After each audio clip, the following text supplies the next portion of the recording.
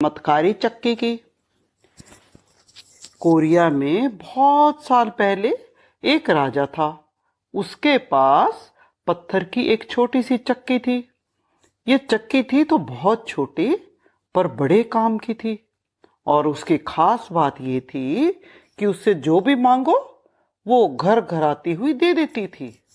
जैसे राजकुमारी ने कहा, सोना दो, चक्की का पाट घर घर आने लगता और चक्की से सोना ही सोना निकलता। जब मन भर जाए और चक्की से रुकने को कहा जाए तो वो रुक जाती थी। चमत्कारी चक्की की कहानी सबको पता थी, पर उसे सबने नहीं देखा था क्योंकि वो राजा के महल में ही रखी रहती थी। एक चोर ने सोचा, अगर वो इस चक्की को चुरा ले तो माला माल हो जाएगा।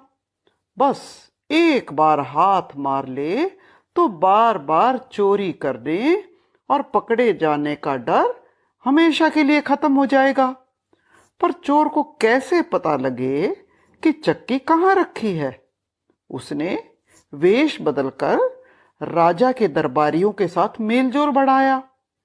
फिर एक दिन एक दरबारी से बोला, क्या ये सच है राजा को अपने मंत्रियों पर विश्वास नहीं है? दरबारी ने हंसते हुए कहा, क्या बात करते हो? इतने योग्य मंत्रियों पर राजा को विश्वास क्यों नहीं होगा? मैंने सुना था, चोर बोला, कुछ लोग बातें कर रहे थे कि राजा ने अपनी करामती जादू वाली चक्की को गहरे गड्ढे में दबा दिया है क्योंकि उसे मंत्रियों पर विश्वास नहीं है। ये सब झूठ है, दरबारी ने कहा। मैंने तो आज ही राजमहल के भीतरी आंगन में चक्की को देखा है। चोर बोला, भीतरी आंगन में? हाँ हाँ, कमल सरोवर के पास मैंने आज चक्की को देखा है, दरबारी ने कहा। हमें किसी की अफवाहों पर विश्वास नहीं करना चाहिए। हाँ, शायद आप ठीक कहते हैं, चोर ने कहा। और अंदर ही अंदर चोर बहुत खुश हुआ।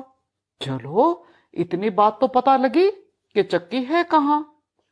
4-5 दिन तक चोर ने कमल सरोवर तक पहुंचने और वहां से भागने की प्लानिंग की।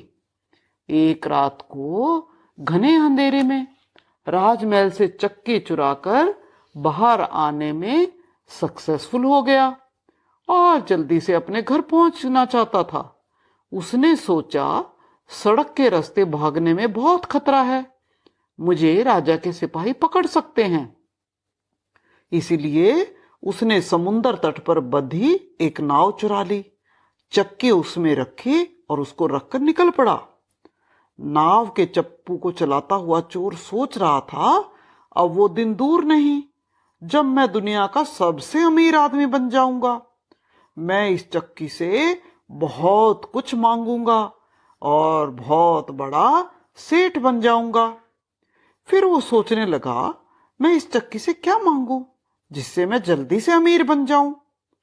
उन दिनों नमक बहुत कम मिलता था, सारा समुंदर का पानी मीठा होता था। लोगों को नमक बहुत दूर दूर से लाना पड़ता था और नमक को लोग बहुत महंगे दाम से खरीदते थे, संभाल कर इस्तेमाल करते थे।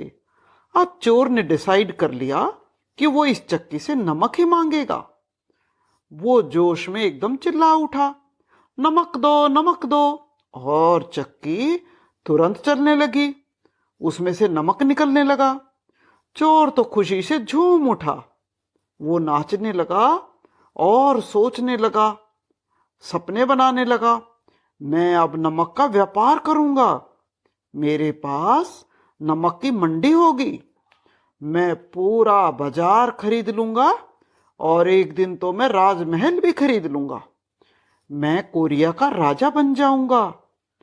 कमल सरोवर मेरा होगा और कमल सरोवर के पास ये चक्की नमक बनाती रहेगी। वो तो खुशी से पागल हुआ जा रहा था और बड़बड़ाता रहा, सोचता रहा।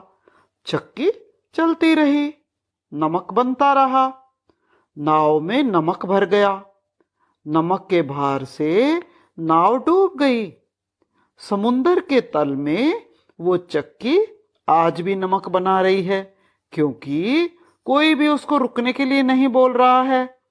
कहते हैं इसीलिए समुंदर का पानी नमकीन होता है। तो बच्चों, आज की कहानी यहीं खत्म होती है।